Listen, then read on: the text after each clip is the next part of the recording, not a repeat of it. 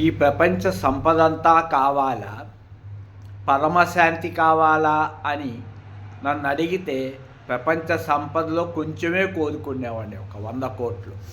ఇప్పుడు ప్రపంచ సంపద అంతా ఇచ్చినా నాకు ఒక్కర్లేదు, పరమశాంతే కావాలి.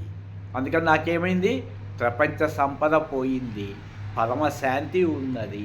అదే పీస్ ఆఫ్ మైండ్ స్వామి, వరల్డ్ పీస్ ఫౌండేషన్.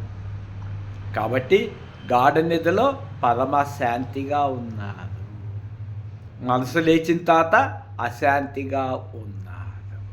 గాఢ నిద్రలో మంచు పర్వతంలాగా, హిమాలయ పర్వతంలాగా ఉన్నది మనసు.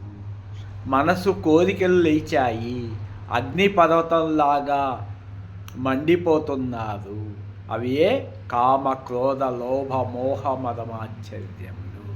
కాబట్టి కామమే లేనప్పుడు గాఢ నిద్రలో ప్రపంచమే లేదు, దేవుడితో కూడా పని లేదు.